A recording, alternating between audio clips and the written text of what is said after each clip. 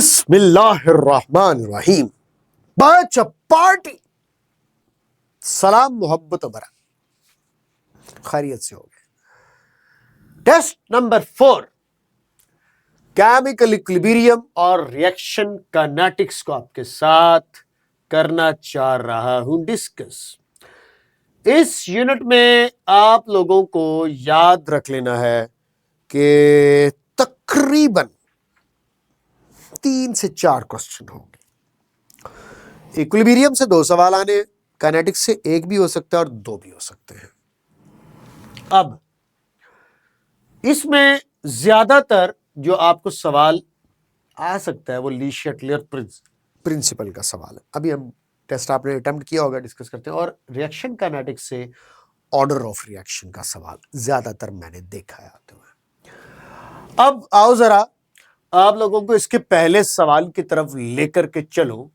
बिल्कुल पहला सवाल ली शटलर प्रिंसिपल से ही रिलेटेड है कि कंसीडर करो एक रिएक्शन जिसमें हाइड्रोजन सायानाइड आयोनाइज हो रहा है हाइड्रोजन एक्वियस आयन के अंदर और सायानाइड एक्वियस आयंस के अंदर। इक्विलिब्रियम पर अगर हम ऐड करते हैं सायानाइड आयन तो क्या होगा। अब ली शटलर के मुताबिक मैंने इक्विलिब्रियम पर ऐड किया है सायानाइड आयन। अब आप मुझे बताएं व्हाट हैपेंस। प्रोडक्ट कंसंट्रेशन साफ ज़ाहिर है इंक्रीज हो जानी है, तो सायानाइड की कंसंट्रेशन ने जब इंक्रीज होना है तो इसमें एज पर ली शटलर प्रिंसिपल रिएक्शन ने अपने इक्विलिब्रियम को शिफ्ट करना है और साफ जाहिर है टुवर्ड्स रिवर्स जाएगा, बैकवर्ड जाएगा रिएक्शन, ताकि आप लोगों को दोबारा से इक्विलिब्रियम पोजीशन रीगेन करने का रिएक्शन एफर्ट करता है, ट्राई करता है। ली शटलर में आप लोगों ने यही पढ़ा। अब इक्विलिब्रियम कांस्टेंट थे तो कोई फर्क नहीं पड़ना, दोनों पता है टेम्परेचर पे डिपेंड करता है।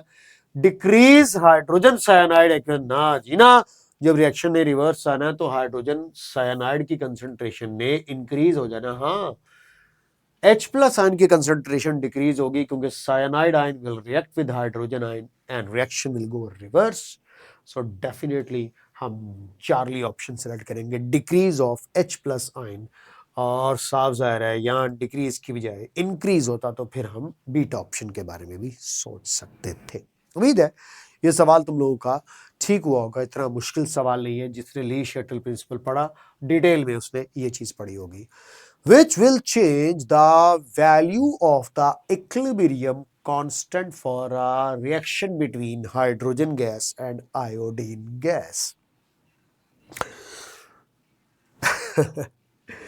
बेटा याद रख ले वही बात कि जो कांस्टेंट होता है ना इक्विलिब्रियम कांस्टेंट Kc, उसके बारे में मैंने बहुत दफा बताया था कि यार इसकी वैल्यू जो है वो टोटली टेम्परेचर डिपेंडेंट होती है।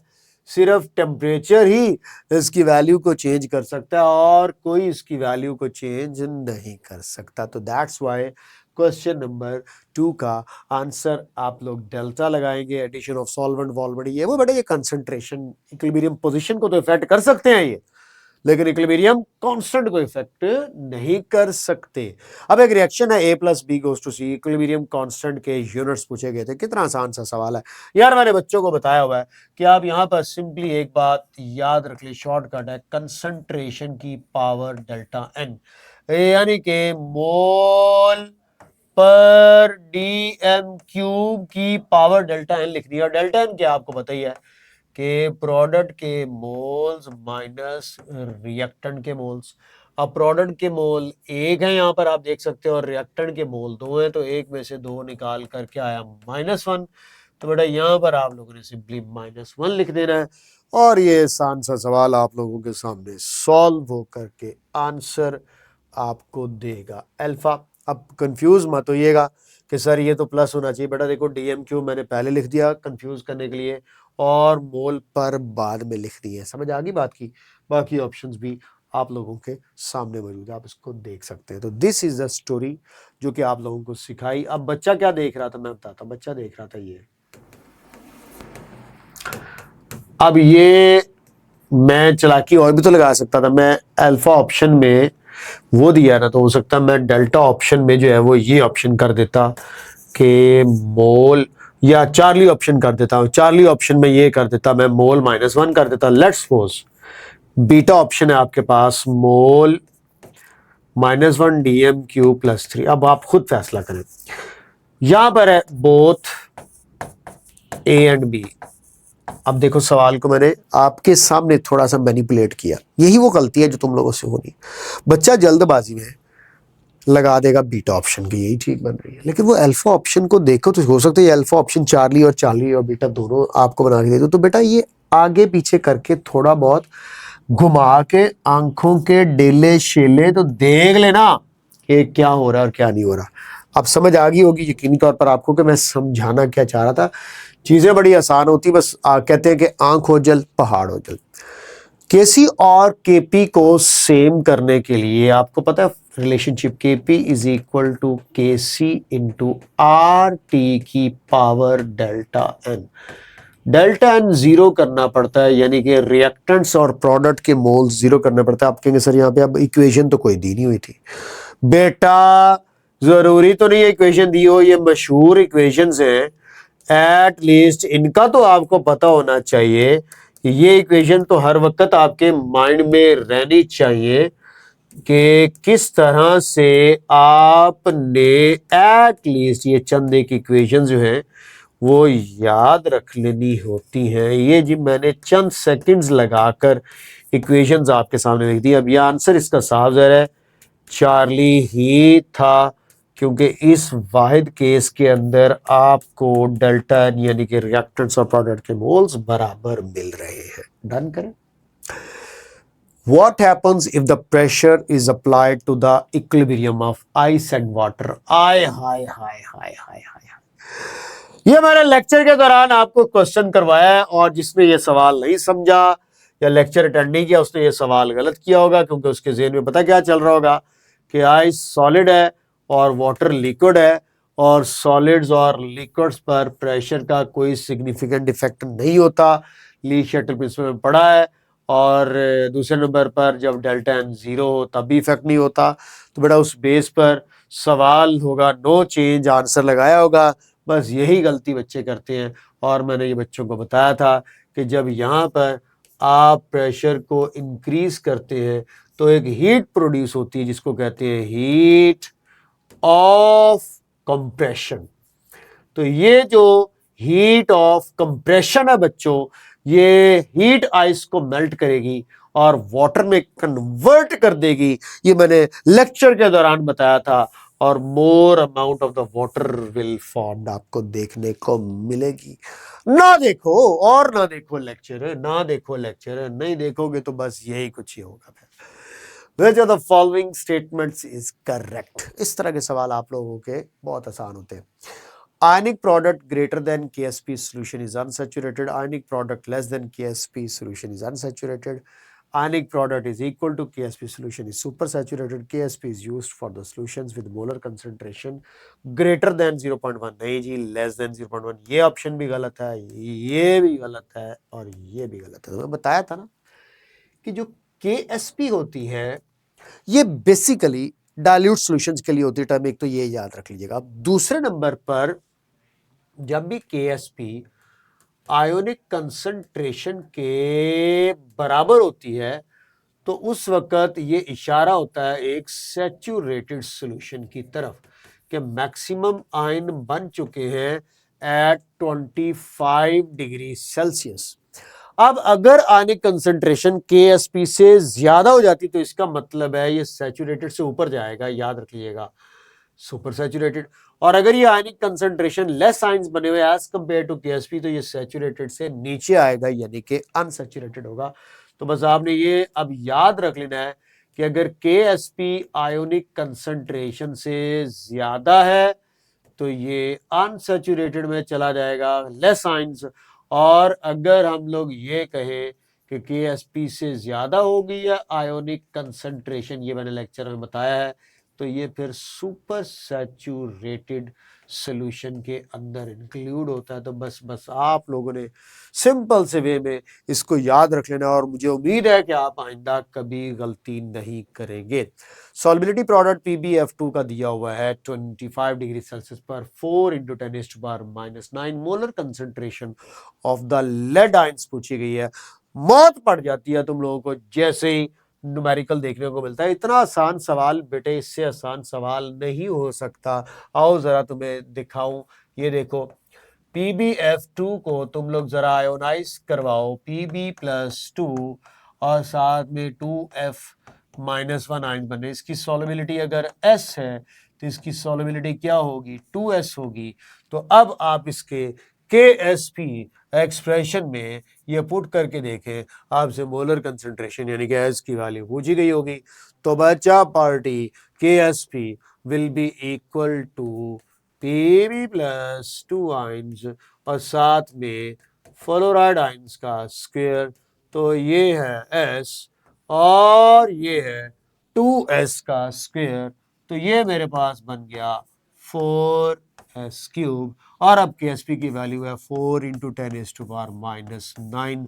कौन सा कैलकुलेटर चाहिए, साइंटिफिक चाहिए, कोई कैलकुलेटर नहीं चाहिए। अब आप लोग S की वैल्यू फाइंड करना चाह रहे हैं तो मेरा बेटा देखिए S की वैल्यू फाइंड करने के लिए ये 4 इधर लाकर डिवाइड कर दो। तो 4 × 10⁻⁹ ओवर 4, ये 4 इधर आ गया, 4 से 4 कैंसिल हो गया। अब इधर S³ था तो इधर भी क्यूब रूट ले लो और इधर भी क्यूब रूट ले लो। अब -10⁻⁹ का जब तुम क्यूब रूट लोगे तो साफ जाहिर है ये मेरे पास 10⁻³ बचेगा। और यूनिट भी साथ में देख ले, मोल पर dm³, क्योंकि ये देखो मोल पर dm³ और ये मोल पर dm³ का स्क्वायर। वैसे तो KSP के यूनिट से, लेकिन यहाँ पर कंसंट्रेशन की यूनिट आपको पता ही है, मोल पर dm³ होता है। आसान सवाल था, मुश्किल था, बहुत आसान, कोई मुश्किल कैलकुलेशन नहीं थी। Equation use to calculate the pH of the solution, बेटे आपको पता है हेंडरसन इक्वेशन, और उसकी मैंने बड़ी वैरायटीज आप लोगों को बताई थी। pH = pK + log of salt over acid की बजाय एसिड ओवर सॉल्ट भी हो सकता है, लेकिन फिर pH उधर और pKa उधर हो जाएगा। हेर फेर समझाइए लेक्चर में आप लोगों को। ये देखें pH = pKa प्लस, छोटी सी एग्जांपल दे देता हूं, log of salt over acid. अब बच्चों को ना मैं ये बात बता चुका हूं, ये सॉल्ट बेसिकली कॉन्जुगेट बेस भी होता है, तो जरूरी नहीं है यहां पर सॉल्ट दे, या पर आपको बेस भी लिख कर दे सकता है, यानी कि इक्वेशन ऐसे भी दे सकता है कि pKa plus log of base over acid, base over acid, ये भी हो सकता है। अब एक दफा ये इक्वेशन मैंने कुछ इस तरह से दे दी, ये देखें pH, बड़ी मजेदार सीन था, बच्चे सारे ने रोला डाल दिया। pKa = pH minus log of base over acid. अब आपसे मेरा सवाल है कि बताओ ये ठीक है या गलत है। देखें ये इधर plus log of base over acid है, इधर प्लस में जा रहा है तो साफ जा रहा है, इधर जाएगा तो क्या हो जाएगा, माइनस हो जाएगा। जी बिल्कुल, ये बिल्कुल ठीक लिखा हुआ, इस तरह भी हो सकती है। अब देखो जरा एक और तरीका का, ये जरा देखते जाना, मैं यहाँ पे कलर चेंज करता हूँ बेटा, यही एंटीटेस्ट और कुछ भी नहीं है। pH = pKa माइनस log, इधर हूँ ऊपर, अब एसिड कंसंट्रेशन और नीचे बेस कर देते हैं, या सॉल्ट, कुछ भी। क्या ये ठीक है? जी ये भी बिल्कुल ठीक है, क्योंकि अब इसी तरफ रहते हुए मैंने जब इन्वर्ट करना है तो प्लस का माइनस और माइनस का प्लस हो जाना है, और एसिड की जगह पे बेस और बेस की जगह पे एसिड आ जाना है। समझ आई बात की? उम्मीद है समझे होंगे। ली शटल प्रिंसिपल किस पर बेस करता है कि find the best condition favourable for the shifting of the position of equilibrium. आसान सवाल था। Dissociation of H2S in the water is suppressed by the addition of H2S। तो बेटा आपको पता है कि HCl जो है ये स्ट्रॉन्ग एसिड है, हर बच्चा जानता है। एक स्ट्रॉन्ग ने आकर वीक H2S जैसे कि साफ जाहिर है सॉल्युबिलिटी को सुप्रेस करना है, जो कि मैंने आपको कॉमन आयन इफेक्ट के प्रिंसिपल 6 में लिखवाया था। लेक्चर देख लेना, ये सवाल कुछ भी, हर स्ट्रॉन्ग आकर कॉमन आयन इफेक्ट की वजह से वीक की सॉल्युबिलिटी को सुप्रेस करता है। दुनिया का असूल है, कमजोर को दबाते चले जाओ। The molar solubility of calcium hydroxide in the water in terms of its KSP can be written as, गल ही कोई नहीं है। देखो कैल्शियम हाइड्रोक्साइड दा इक्वेशन लिखो, तुसी यह देखो CaOH ट्वाइस को आयोनाइज करवाओ, ये देखो कैल्शियम आयन बनेंगे और साथ में 2 हाइड्रोक्सिल आयन बनेंगे। इसकी सॉल्युबिलिटी S है तो इसकी सॉल्युबिलिटी 2S है।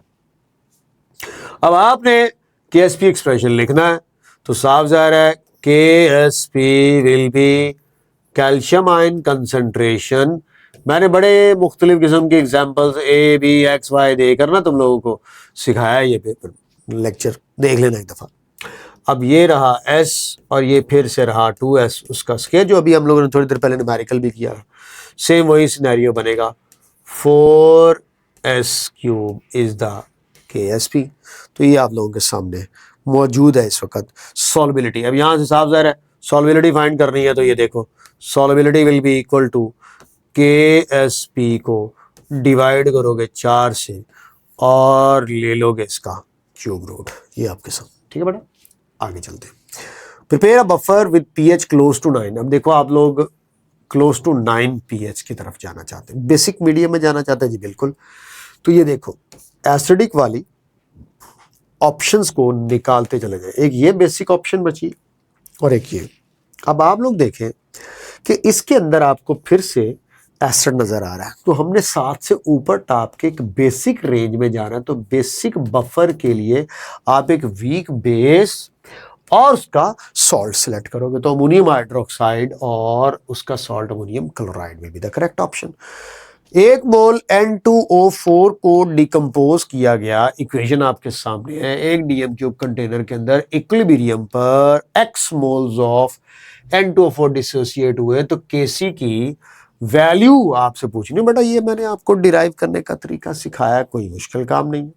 अब बड़ी आसानी के साथ इसको कर सकते हैं। आपको स्टार्ट में ही 1 मोल नजर आ रहा है, तो ये देखो ये KSP एक्सप्रेशन की वैल्यू फाइंड आउट करने का आपको तरीका मैंने बताया। कहते हैं कि जब टाइम 0 है तो इसको हम जो है वो कंसिडर कर लेते हैं 1 और इसको क्या कंसिडर कर लेंगे 0। और जब साफ ज़ाहिर है इक्विलिब्रियम पोजीशन आएगी तो ये 1 - x हो जाएगा और ये आपके पास जनाब जी 2x हो जाएगा। क्या ख्याल है, कुछ समझ आ रही है बात की? अब आपने 2x क्यों होगा कि आपके सामने इक्वेशन मौजूद है, इस वक्त 2 मोल्स है। अब इसको उठाकर आप Kc एक्सप्रेशन में पुट कर दें। ये देखें कि NO2 का square divided by N2O4 concentration. अब इधर से ये उठा लें और इधर से ये उठा लें, यहां पुट कर दें, तो 2x का स्क्वायर करेंगे डिवाइडेड बाय 1 - x। ठीक है बेटा, तो ये अब आप जहां पे वॉल्यूम के फैक्टर को लाना चाहते हैं तो वो भी ले आए। ये देखें ये वॉल्यूम का फैक्टर इधर आएगा, ये वॉल्यूम का फैक्टर इधर आएगा। साफ जाहिर है यहां पर वॉल्यूम का फैक्टर जो मौजूद होगा उसका स्क्वायर हो जाएगा और एक ऊपर के स्क्वायर और नीचे के स्क्वायर से कैंसिलेशन हो जाएगी। तो रिजल्ट में देखें अब आप लोगों के पास बनेगा 4x² over v² over 1 - x over v।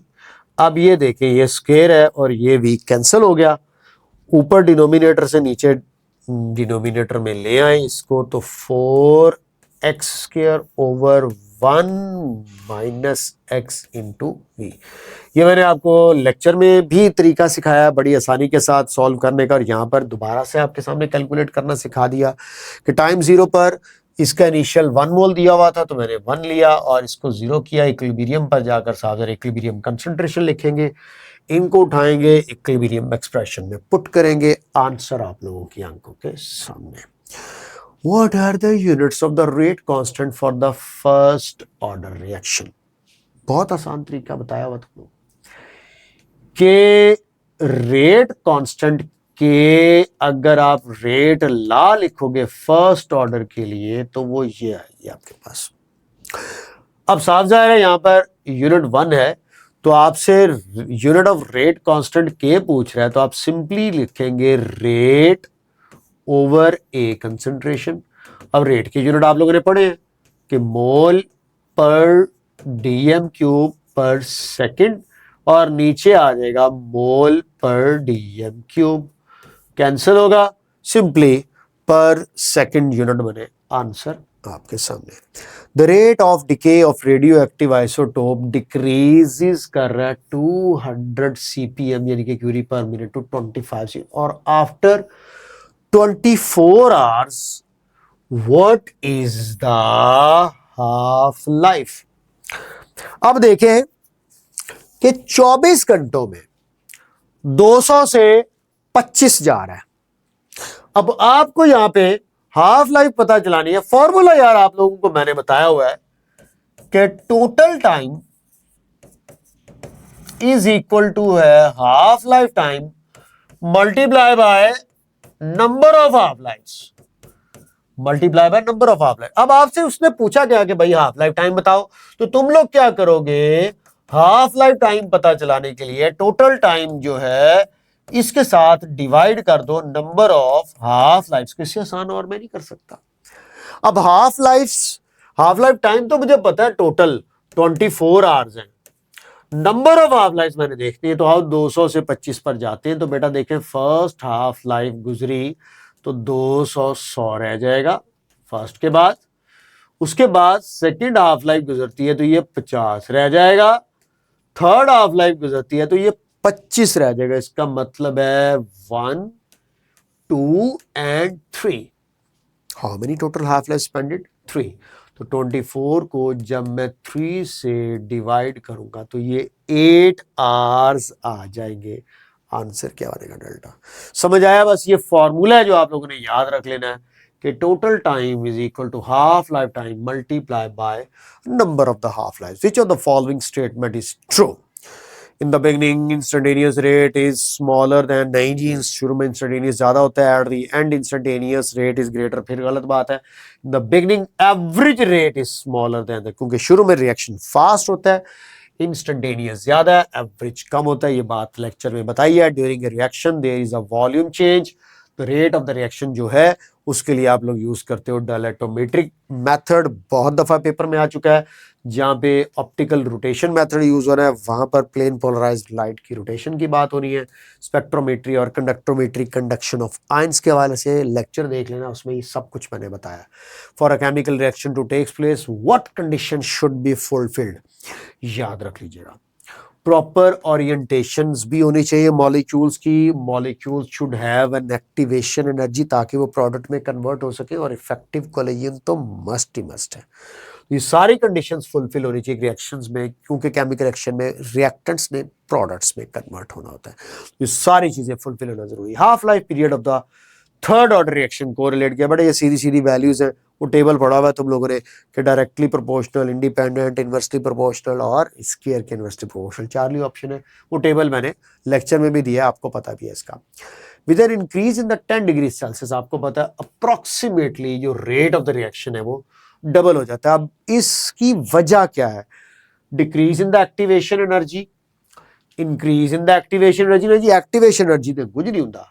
Decrease in the number of the collision, ना जी ना, इफेक्टिव कोलिजन्स बेसिकली बढ़ जाते हैं, क्योंकि जब टेम्परेचर बढ़ता है तो उनके मॉलिक्यूल्स में जो कोलिजन्स हैं वो बढ़ के रिएक्टेंट के प्रोडक्ट में कन्वर्ट होने का सीन बढ़ जाता है। बहुत आसान सवाल है, क्वेश्चन नंबर 21। इस रिएक्शन के लिए आयोडीन की, हाइड्रोजन की और हाइड्रोजन आयोडाइड की कंसंट्रेशन 8, 3 और 24 दिए हुए, Kc फाइंड करने के लिए बोल दिया गया। इससे और आसान मैं क्या दूं भाई तुम लोगों को, ये देखो हाइड्रोजन आयोडाइड का स्क्वायर है ओवर हाइड्रोजन, छोटे बहन भाई से करवा लेना अगर तुमसे नहीं हो रहा तो बेटा हाइड्रोजन आयोडाइड जो है वो आपके पास इस वक्त 24 है और बाकी 24 का स्क्वायर करना पड़ेगा और हाइड्रोजन की कंसंट्रेशन 8 है और आयोडीन की 3 है। तो बेटा अब इसको सॉल्व करवाता हुआ मैं तो बिल्कुल भी नहीं अच्छा लग रहा। 24 ज़रब 24 बटा 24 करके और ये 24 के साथ 24 कैंसिल करके तुम्हें 24 आंसर ला करके दिखाता हुआ। Haber process equilibrium mixture contains dash ammonia by volume.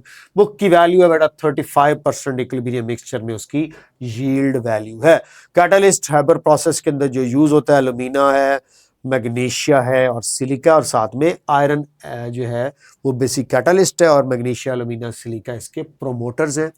Basic buffer आपको पता है वीक बेस और उसका सॉल्ट होगा, ये मैं पहले भी एमसीक्यू में करवा चुका हूं। एसिडिक बफर में अब पीएच और पीके एक ग्रेटर देन वाला सीन आ रहा है। इसके लिए मैंने बच्चों को बड़ा आसान सा तरीका बताया भाई, ये देखिएगा pH is equal to pKa plus log of salt over acid, ये मैंने बच्चों को बताया हुआ। अब याद रख ले जब सॉल्ट ज्यादा होगा ना तो साफ जाहिर है pH के ग्रेटर आना है क्योंकि नोमिनेटर बड़ा आंसर बड़ा। तो मैं बच्चों को अक्सर कहता होता हूं कि सॉल्ट के एसिड से ज्यादा होने पर याद रख लीजिएगा pH will be greater than pKa और बाकी इसके हिसाब से खुद ही वाइस वर्सा कर ले। और अगर ये दोनों बराबर हो गए तो log 1 0 होगा तो pH और pKa भी एक दूसरे के इक्वल होंगे। तो ये रहा सिनेरियो आपकी आंखों के सामने। When HCl gas is passed through a saturated solution of the rock salt, solubility of NaCl decrease. क्योंकि HCl strong acid है, तगड़ा एसिड है। Excess of silver nitrate is added to the aqueous solution of barium chloride। बड़ा important सवाल था। Precipitates remove हो गए filtration से, बताओ मेन आयन सॉल्यूशन में क्या बचे? मजेदार है बेटा, देखिएगा सिल्वर नाइट्रेट एक्सेस में AgNO3 एक्सेस में लिया जा रहा है। आप देखें इसका रिएक्शन किसके साथ करवाया जा रहा है? बेरियम क्लोराइड यानी कि BaCl2 के साथ। अब आपको पता है प्रेसिपिटेट किस चीज के बनेंगे? आओ जरा आपको रिएक्शन करवा करके दिखाता हूं। AgCl के प्रेसिपिटेट्स बनेंगे, याद रख लीजिएगा। इक्वेशन को बैलेंस भी कर देते हैं। जो मैंने नीचे को एरो लगाया है ये प्रेसिपिटेट्स की तरफ इशारा है, प्लस साथ में देखें क्या बनेगा हमारे पास बेरियम सल्फेट। ठीक, ये एक रिएक्शन है। तो एक्वस बेरियम क्लोराइड के सिल्वर नाइट्रेट के साथ एक्सेस रिएक्शन की बात हो रही है। What are the main ions in the filtrate? अब उसने कहा कि मैंने फिल्ट्रेट करके प्रेसिपिटेट्स को जो है वो निकाल लिया। अब आपको पता है कि यहां पर जो इंपॉर्टेंट चीज है, जो इंपॉर्टेंट बात है जो आपके साथ मैंने शेयर करनी है, उसको थोड़ा सा अंडरस्टैंड करने की जो है वो कोशिश कीजिएगा। जो आप लोगों ने बिल्कुल भी बोलना नहीं है, माइंड में रख लेना है। बेटा देख लीजिएगा कि आपको पता है कि AgCl जैसा ये जो सॉल्ट है ये रिलेटिवली लेस सॉल्युबल सॉल्ट जो है वो कंसिडर किए जाते हैं। अब पॉइंट सल्फेट मैंने बना दिया, हालांकि यहां पर नाइट्रेट बनेगा, खैर कोई मसला नहीं है, इसको नाइट्रेट कर देते हैं BaNO3 ट्वाइस। अच्छा बेटा अब देखिए AgNO3 एक्सेस में था, ये मैंने निकाल लिया बाहर, सिल्वर क्लोराइड निकल गया, प्रेसिपिटेट्स था। अब क्योंकि ये एक्सेस में था तो ये तो तय कर लो कि सिल्वर आयंस तो नहीं खत्म हो सकते, वो तो पड़े होंगे हर सूरत में। खत्म होंगे तो सिर्फ क्लोराइड आयन खत्म होंगे, क्लोराइड आयन, क्योंकि ये लिमिटिंग अमाउंट में था, ये लिमिटेड अमाउंट में था। तो सिल्वर आयंस अब ये बेरियम नाइट्रेट जो बना है इसमें साफ जाहिर है बेरियम आयंस मौजूद होंगे और जो नाइट्रेट है वाटर में जाकर आपको पता है इसने आयोनाइज होना है, साथ में आपको नाइट्रेट आयन नजर आएंगे।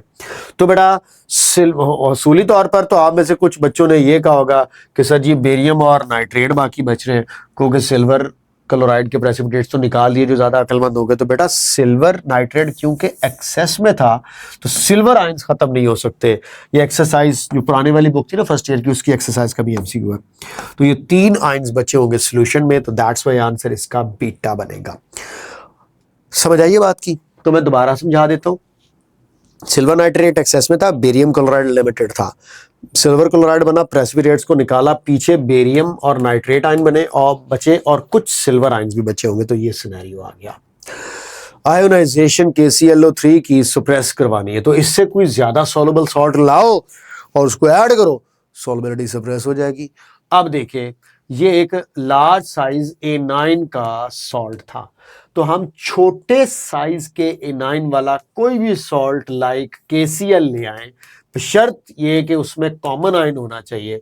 तो अब बेटा KCl को लाएंगे तो पोटेशियम आयन इसके अंदर कॉमन आयन होगा और ज्यादा सॉल्युबल भी है। इसके लाने से कुछ नहीं होना, टेम्परेचर वाला इंक्रीज या डिक्रीज करने से कोई चक्कर नहीं होना क्योंकि हम कॉमन आयन इफेक्ट की बेस पर इसकी आयनाइजेशन को सुप्रेस करेंगे। तो addition of KCl correct option बनेगी। Ionic product is equal to KSP solution क्या है? अभी थोड़ी देर पहले समझाया था, सैचुरेटेड सोल्यूशन होता है। Solubility product is only applicable to those solution जिसमें मोलर कंसेंट्रेशन लेस देन और इक्वल टू 0.01 मोलर होती है। स्टार्ट में एमसीक्यू था। Which of the following is the correct about the given reaction of iron which is not 100% pure? जंग लगेगा जनाब, जंग लगेगा और लोहे को जंग लगना याद रख लेना एक स्लो प्रोसेस है। तो ये very start of the beginning of the reaction kinetics मैंने बता दिया कि कौन से स्लो होते हैं और कौन से फास्ट होते हैं। कौन से रिएक्शन रिलेटिवली स्लो होता है, न्यूट्रलाइजेशन बड़ा फास्ट होता है, एक्सप्लोसिव बड़म ये तो बहुत ज्यादा फास्ट होते हैं। ये जो ऑर्गेनिक सब्स्टिट्यूशन रिएक्शन होते हैं, एक का जाना और उसकी जगह पे दूसरे का आके लगना, ये जरा स्लो स्पीड के साथ चलते हैं। Increase in the reaction rate results in the increase in the temperature from 10 kelvin to 100 kelvin. आपको पता है हर 10 डिग्री सेल्सियस पर रेट अप्रोक्सीमेटली डबल हो जाना। अब ये देखना जरा, 10 से आपने 100 केल्विन तक जाना है तो increase in the rate of reaction कितना होना है? बड़ा मजेदार सीन है ये देखो। अब आप इसको चला दो जनाब 10 से 20 से 30 से 40 से 50 से 60 से 70 से 80 से 90 से 100। अब आप लोगों के लिए इसका आसान तरीका भी है, सिंपल फार्मूला 2 की पार कर दो तो भी मामला चल जाएगा। हर दफा रेट डबल होना है, 2 इंटू 2 इंटू 2 इंटू 2, हर प्रीवियस रेट डबल होते चले जाना है, इंटू 2 इंटू 2 इंटू 2 इंटू 2। अब ये देखिएगा 10 से 20 पर डबल, फिर 20 से 30 पर डबल का डबल, फिर 30 से 40 पर डबल के डबल का डबल, फिर 40 पर डबल के डबल के डबल का डबल, फिर डबल के डबल के डबल के डबल का double, double double double double. तो इस सारे को जब आप मल्टीप्लाई करेंगे 2 2 4 4 2 8 8 2 16 ब्ला ब्ला ब्ला, तो आंसर बनेगा alpha. By increasing the concentration of the reactants, the rate of reaction साफ ज़ाहिर है इंक्रीज होना है। कंसंट्रेशन और रेट का डायरेक्ट रिलेशनशिप है। Second order reaction first order बन सकता है कोई भी अगर एक रिएक्टेंट तुम एक्सेस मेक कर दोगे। ये देखो, ये फॉर एग्जांपल ए है, ये फॉर एग्जांपल बी है, ये आपके पास एक सेकंड ऑर्डर था। अब जब इसको एक्सेस में करोगे तो ये 1 की बजाय 0 हो जाएगा और पहले ये सेकंड ऑर्डर था, अब ये सूडो फर्स्ट ऑर्डर कहलाएगा। तो answer 1 of the reactant should be in large excess. बताया हुआ आप लोगों को ये भी। Half life first order reaction decomposition substance की dissolve in CCl4 is 2.5 hour at 30 degrees Celsius. What amount of substance is left after 10 hours of its initial weight 160 gram? कितनी half life है जनाब? 2.5 आवर्स। अब आपको कहता है कि substance की कितनी अमाउंट बचेगी 10 घंटे टोटल गुजरने के बाद। लो जी, मसला ही कौन ही है, 10 को 2.5 से तकसीम करो, टोटल 4 हाफ लाइफ गुजारनी है आपने। तो बेटा पहले 160 का हाफ करो, 80 फिर आप करो 40, फिर आप करो 20, फिर आप करो 10। तो ये देखो 1 2 3 और 4, टोटल 4 हाफ लाइफ गुजरने के बाद 10 ग्राम बचेगा। कौन सा मुश्किल सवाल था मेरे बच्चे। Hydrolysis of ethyl acetate into acetic acid and ethanol in the presence of mineral acid. आपको पता है एक सूडो फर्स्ट ऑर्डर रिएक्शन है, तो याद रख लीजिएगा कि जितने भी ये हाइड्रोलिटिक रिएक्शन होते हैं इसमें हाइड्रोलिसिस जब करवानी होती है, याद रख लें तो वाटर हमेशा एक्सेस में लिया जाता है, और एक्सेस रिएक्टेंट आपको पता है कि आप कभी भी शामिल नहीं कर सकते ऑर्डर डिटर्मिनेशन में। अब मजेदार बात बताऊं कि जब एस्टेरिफिकेशन की बात करेंगे, एस्टेरिफिकेशन मेरे बच्चे याद रख लीजिएगा कि सेकंड ऑर्डर है एस्टेरिफिकेशन, उसमें एसिटिक एसिड और अल्कोहल शामिल होगी। लेकिन हाइड्रोलिसिस ऑफ एस्टर जो है ये सूडो फर्स्ट ऑर्डर होगा, क्योंकि वाटर एक्सेस में है और एक्सेस रिएक्टेंट को आप इंक्लूड नहीं करते ऑर्डर डिटर्मिनेशन में। For a reaction the rate of reaction double हो रहा है when the concentration of A is increased 4 times. ये देखो बड़ा मासूम सा सवाल है, बड़ा ही मासूम सा सवाल है। ये देखो अगर आप कंसंट्रेशन ए की डबल करते हैं तो रेट डबल हो रहा है, तो ये फर्स्ट ऑर्डर है। अगर आप इसकी कंसंट्रेशन को डबल करें और रेट 4 गुना बने तो ये सेकंड ऑर्डर है, और अगर आप डबल करें और रेट 8 गुना बने तो वो थर्ड ऑर्डर है। अब यहां पर रोला क्या है कि कंसंट्रेशन ए की डबल करने हमारे पास कहता है कि रेट डबल हो रहा है, कंसंट्रेशन तुम 4 गुना बढ़ा रहे हो, यानी कि इसको मैं 4 टाइम्स कर रहा हूं। तो बेटा अगर तो ये फर्स्ट ऑर्डर होता तो रेट भी 4 टाइम बढ़ना चाहिए था उसी रेशियो के मुताबिक, लेकिन इसको 4 करने पर रेट डबल हो रहा है, इसका मतलब है ये लेस देन 1 होगा। यानी कि यहां पर जो ऑर्डर है, मैं ऐसे समझा देता हूं, ऑर्डर जो है ये लेस देन 1 होगा, क्योंकि कंसंट्रेशन 4 गुना बढ़ने पर रेट 4 गुना बढ़ने की बजाय 2 गुना बढ़ रहा है, तो इसका मतलब है लेस देन 1 ऑर्डर होगा। तो इसका मतलब है ये फ्रैक्शनल ऑर्डर की तरफ जाएगा, तो हाफ डेल्टा ऑप्शन कंसिडर की जाएगी। समझ रहे हो? अगर ये कहता कि कंसंट्रेशन 4 गुना बढ़ने पर रेट 4 गुना हो रहा है तो फिर ये फर्स्ट ऑर्डर होता। अब मैं यहां पर पावर 2 कर दूं तो कंसंट्रेशन डबल करने पर रेट 4 टाइम्स इंक्रीज होगा, तो वो सेकंड ऑर्डर होगा। और पावर यहां पर अगर 3 होगी तो 8 टाइम्स होगा। लेक्चर में मैंने बताया काफी डिटेल में। क्वेश्चन 39 कहता है for the given reaction doubling the concentration of the both reactants increase in the reaction rate is by 8 times, और doubling the initial concentration of only B simply doubles the reaction rate. इसका मतलब है कि rate ला, ये rate equation निकालनी है तो ये देखो, सबसे पहले तो पावर लिखने के लिए आपको सबसे पहले ये दोनों रिएक्टेंट्स लिखने पड़ेंगे। ये देखो एक बात तो तय कर लो कि कंसंट्रेशन को डबल करने पर रेट 8 टाइम्स बढ़ रहा है, तो यहीं से फैसला कर लिया कि ये एक थर्ड ऑर्डर रिएक्शन है कि डबल करने पर 8 टाइम्स इंक्रीज। और अब अगला पॉइंट क्या था कि थर्ड ऑर्डर कैसे होगा, ए के लिहाज से सेकंड ऑर्डर है, बी के लिहाज से सेकंड ऑर्डर है, ये क्या सीन है। अब देखो आपको उसने कितना बड़ा हिंट दिया कि डबल करूं अगर मैं बी को तो रेट डबल हो रहा है, इसका मतलब है बी के लिहाज से ये फर्स्ट ऑर्डर होगा, यानी कि इसको डबल करने पर ये डबल हो रहा है। लेकिन बेटे ए के लिहाज से ये सेकंड ऑर्डर होगा, क्योंकि अगर तुम ए को डबल करते हो तो ये 4 टाइम्स इंक्रीज होगा रेट, तो 4 2s are 8, तो टोटल रेट ने 8 टाइम्स बढ़ना है, लेकिन ए के लिहाज से सेकंड ऑर्डर और बी के लिहाज से फर्स्ट ऑर्डर। तो मेरे मासूम बच्चों ये आपके पास इसकी रेट इक्वेशन आएगी डेल्टा ऑप्शन के अंदर। समझ आइए कुछ?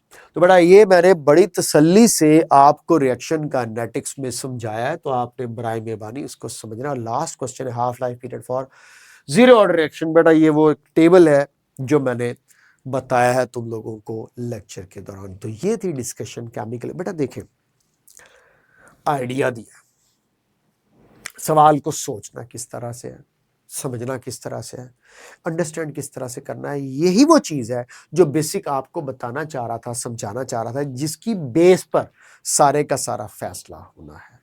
उम्मीद है आपको यह डिस्कशन भी समझ आई होगी। अपना ढेर सारा ख्याल रखिएगा, मिलते हैं आगे इन ऑर्गेनिक केमिस्ट्री के S&P ब्लॉक और ट्रांजिशन एलिमेंट्स के टेस्ट की डिस्कशन के साथ। Bye bye.